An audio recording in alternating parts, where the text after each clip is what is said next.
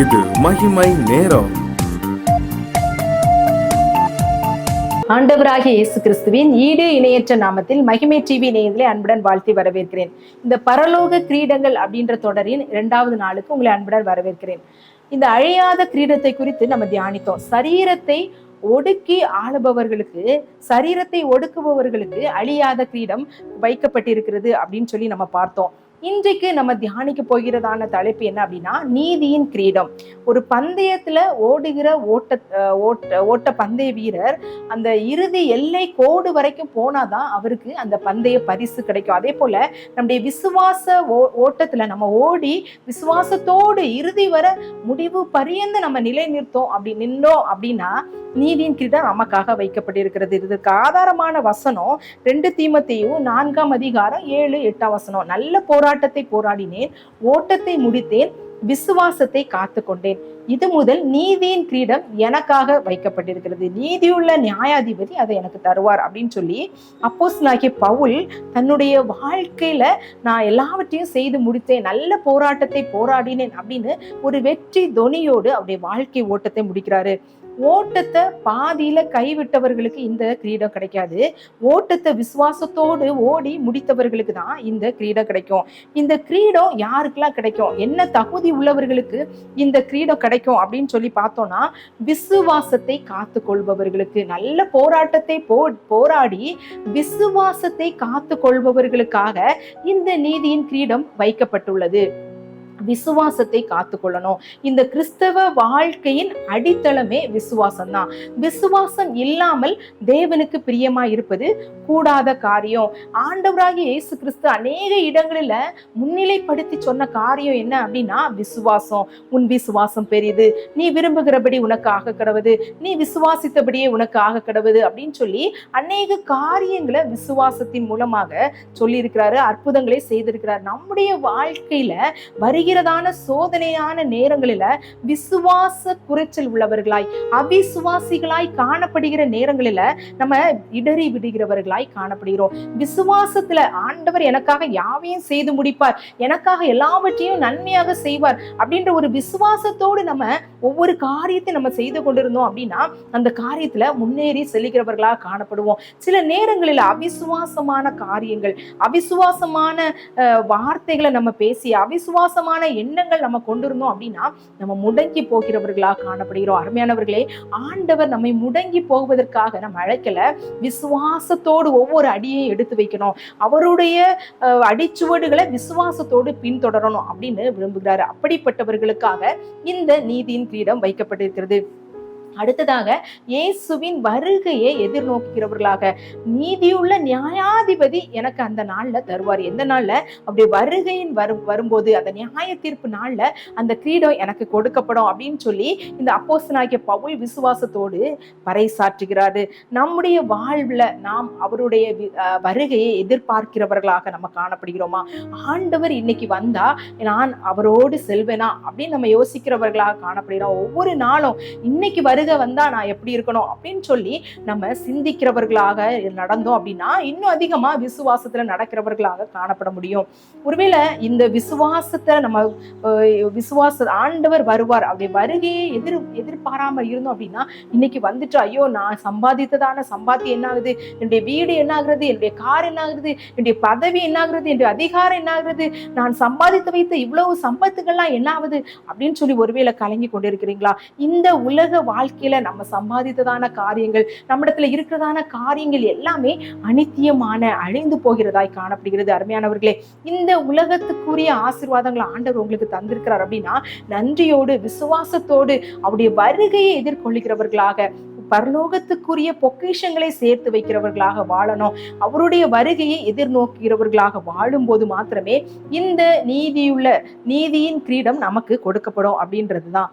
அதே மாதிரி இன்னொரு முக்கியமான காரியம் என்ன அப்படின்னா, இந்த நீதியின் கிரீடத்துக்கு சுதந்திரவாளியான ஒரு நபர் யாருன்னு பார்த்தோம்னா அப்போஸ்தலனாகிய பவுல். அவர் தன்னுடைய ஓட்டத்தை என்ன செய்தாரு, முடித்தார் அப்படின்னு சொல்லி, விசுவாசத்தால் அந்த ஓட்டத்தை முடித்தேன், நீதியின் கிரீடம் எனக்கு வைக்கப்பட்டிருக்கிறதுன்ற விசுவாசத்தோடு காணப்பட்டார். அவருடைய வாழ்க்கையை நம்ம சற்று பின்னோக்கி பார்த்தோம் அப்படின்னா, அவர் நல்ல சந்தோஷமா வாழ்ந்தாரு, ஆடம்பரமா வாழ்ந்தாரு, அவருக்கு எந்த பிரச்சனையும் இல்லை அப்படின்னு நம்ம சொல்ல முடியாது. அவர் என்ன செய்தார், நம்மை போல பாடுள்ள மனுஷனாக காணப்பட்டார், அவர் அடிக்கப்பட்டார். அவருடைய முதலாவது அவர் நல்ல அவர் மற்றவர்களே என்ன செய்தார், துன்பப்படுத்தினார். ஆனா ஆண்டவருடைய காரியங்களுக்காக அவர் தெரிந்து கொண்ட பாத்திரமாய் அப்படி சுவிசேஷத்தை அறிவிக்கும் போது அடிக்கப்பட்டார், நொறுக்கப்பட்டார், சிறைச்சாலையில இருக்கப்பட்டாரு, அவர் கப்பர் சேதத்துல இருந்தாரு அப்படின்னு சொல்லி பலவிதமான காரியங்களை குறித்து நம்ம பார்க்கிறோம். அவர் நிறைய அடிபட்டார். அவர் அவரு நல்ல சந்தோஷமா அப்படி அவருடைய வாழ்க்கை ஓட்டம் இல்லை. ஆனாலும் கஷ்டமான அந்த சூழ்நிலையிலும் விசுவாசமாய் நல்ல போராட்டத்தை அவர் போராடினதுனால நீதியின் கிரீடம் அவருக்கு வைக்கப்பட்டிருக்கிறது. அவர் எதை குறித்தும் கவலைப்படலை அப்படின்றத நம்ம பார்க்கிறோம். என் பிராணனையும் நான் அருமையாக எண்ணேன் அப்படின்னு சொல்லி அவர் சொல்லுகிறாரு. எல்லாவற்றையும் குப்பையாக எண்ணுகிறேன், நஷ்டமா எண்ணுறேன் அப்படின்னு சொல்றாரு. அவர் ஒரு நல்ல தலை சிறந்த நல்ல கல்விமான் அப்படின்னு சொல்லப்பட்டிருக்கிறது. அவருக்கு நிறைய சொத்துகள் இருந்தது அப்படின்னு சொல்லப்பட்டிருக்கிறது. எல்லாவற்றையும் அவர் குப்பையாக எண்ணினதாக அந்த வேதத்துல குறிப்பிடப்பட்டது. ஒருவேளை நம்முடைய வாழ்க்கையில ஆண்டவர் நமக்கு தந்த ஆசீர்வாதத்துல நாம் எல்லாவற்றையும் இந்த உலக ஆஸ்திதான் மேல் அப்படின்னு நினைக்கிறவர்களாக அல்ல, ஆண்டவருக்காக நம்ம என்ன செய்யறோம், அவருடைய வாழ்வில நம்முடைய வாழ்வில அவரை பிரதிபலிக்கிறவர்களாக காணப்படுகிறோமா, பரலோகத்துக்குரிய ஓட்டம் ஓடுகிறவர்களாக காணப்படுகிறோமா? அவருடைய வைராக்கியம் அப்படி காணப்பட்டது. என்னுடைய பிராணனையும் அருமையாக என்ன, நான் ஆண்டவருக்காக எல்லாவற்றையும் நான் என்ன செய்வேன், விட்டு விடுவேன், அவருக்காக எல்லாவற்றையும் சகிப்பேன் அப்படின்னு சொல்லி அநேக நிருபங்களை எழுதி இன்றளவும் அவருடைய வசனத்தின் மூலமாக அநேகர் என்ன செய்யறோம், தேற்றப்படுகிறோம், அவருடைய ஆண்டவருடைய வழிக்குள்ள வழி நடத்தப்படுகிறோம். ஆனா இந்த நாட்கள்ல நம்ம பார்த்தோம் அப்படின்னா, நம்முடைய வாழ்க்கையில ஒரு சின்ன பிரச்சனை வந்துச்சு அப்படின்னா விசுவாசத்தை விட்டு வழி விலகிறவர்களாக காணப்படுகிறோம். ஆலயத்துக்கு செல்வதை விட்டு விடுகிறோம், ஜெபிக்கிறத விட்டு விடுகிறோம், வேதம் வாசிக்கிறத விட்டு விடுகிறோம். எல்லாரும் நல்லா இருக்காங்க, ஜெபிக்காதவங்களா நல்லா இருக்காங்க, நான் ஜெபிக்கிறதுனால, நான் விசுவாசமா இருக்கிறதுனால, நான் விசுவாசியா இருக்கிறதுனால எனக்கு என்ன பிரயோஜனம் அப்படின்னு சொல்லி பின் வாங்குகிறவர்களாக காணப்படுகிறோமா அப்படின்னு சிந்திக்க அழைக்கப்படுகிறோம். பாதி வழியில நம்ம ஓட்டத்தை நிறுத்தணும் அப்படின்னு சொன்னா பரலோக ராஜ்யத்துல கிடைக்கிறதான இந்த பதக்கம், இந்த கிரீடம் நமக்கு கிடைக்காது. இறுதி வரை ஓடி முடிப்பவர்களுக்கு தான் இந்த நித்திய கிரீடம், நீதியின் கிரீடம் நமக்கு கொடுக்கப்பட்டிருக்கிறது. ஒரு மாரத்தான் ஓட்ட பந்தயத்தை நம்ம எடுத்துக்கொண்டோம் அப்படின்னா அது ஒரு சில கிலோமீட்டர் வச்சிருப்பாங்க, ஒவ்வொரு மாரத்தானுக்கும் ஒவ்வொரு கிலோமீட்டர் வச்சிருப்பாங்க. சில பேர்லாம் நிறைய நேரம் ஓடுவாங்க, லாஸ்ட்ல ஒரு 2 கிலோமீட்டர் அவங்களால ஓட முடியாது. அப்போ அவங்களுக்கு அந்த ஃபினிஷர் அப்படின்ற அந்த அவார்டு அவங்களுக்கு கிடைக்காது.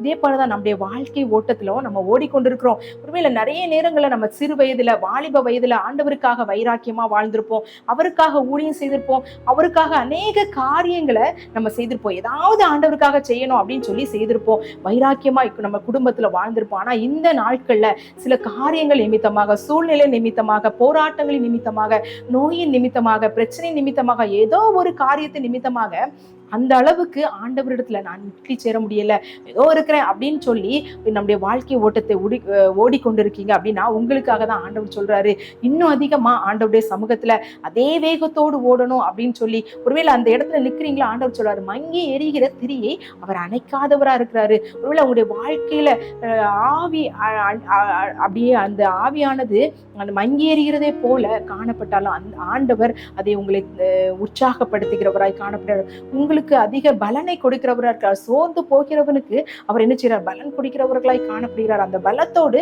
நம்ம இன்னும் அதிகமாய் விசுவாசத்தோடு ஓடணும் அப்படின்னு சொல்லி ஆண்டவர் விரும்புகிறாரு. ஜான் வெஸ்லி அப்படின்னு சொல்லி ஒரு மிஷனரி இருந்தாரு. அவர் தன் வாழ்நாள் முழுவதும் ஆண்டவருக்காக பணி செய்தவராய் காணப்பட்டார். ஒரு நாள்ல குறைஞ்சது 15 மணி நேரம் ஆண்டவருக்கு ஊழியம் செய்வாராம். 80 வயது வரைக்கும் அவர் என்ன செஞ்சாரு, 80வது வயதுல கூட அவர் ஆண்டவருக்காக உற்சாகமா ஊழியம் செய்தாராம். அவர் மரிக்கும் போது என்ன சொன்னாராம் அப்படின்னா, the best of all is God is with us அப்படின்னு சொன்னாராம். எல்லாவற்றிற்கும் மேலாக ஆண்டவர் என் கூட இருக்காரு அப்படின்ற ஒரு நம்பிக்கையோடு, அந்த விசுவாசத்தோடு அவர் இருந்ததுனாலதான் தான் அவர் அநேக நேரங்கள் ஆண்டவரோடு செலவிடவும் ஆண்டவருக்காக செலவிடவும் முடிந்தது. ஒருவேளை உங்களுடைய வாழ்க்கையில நான் முன்னாடி நல்லா செஞ்சேன், ஆனா இப்ப என்னால செய்ய முடியல.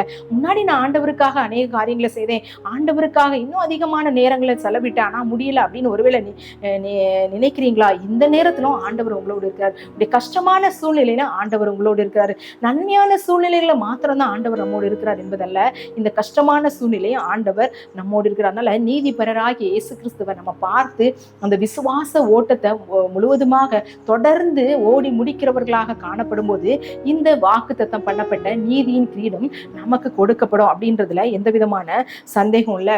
ஒருவேளை நம்ம நினைக்கலாம், நான் நல்லவளா நான் வாழுகிறேன், நான் எந்த விதமான காரியத்தையும் நான் தீமையான காரியம் நான் செய்யலை அப்படின்னு சொல்லி நம்ம ஒருவேளை நினைக்கலாம். அதனால நான் நல்லவளா இருக்கிறதுனால எனக்கு இந்த கிரீடம் கிடைக்கும் அப்படின்னு சொல்லி ஒருவேளை நினைச்சீங்க அப்படின்னா இல்லை, நிச்சயமாக இல்லை. நீங்க நல்லவர்களாக இருப்பதனால இந்த கிரீடம் உங்களுக்கு கொடுக்கப்படாது. நல்ல போராட்டத்தை போராடி முடித்தவர்களுக்காக தான் இந்த நீதியின் கிரீடம் வைக்கப்பட்டிருக்கிறது. ஆண்டவராகிய இயேசு கிறிஸ்து சீக்கிரமாய் வரப்போகிறாரு.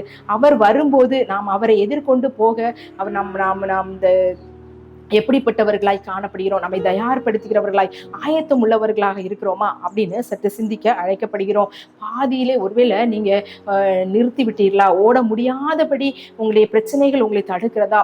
ஆண்டவரிடத்துல பலனை கேளுங்க, ஆண்டவரிடத்துல வல்லமையை கேளுங்க. அவர் முற்றும் புடிய உங்களை வழி நடத்த வல்லவரா இருக்கிறாரு. இந்த காரியங்களை ஆண்டவரிடத்துல நம்ம கேட்டு அவருடைய பலத்தை பெற்றுக்கொள்ளலாம்.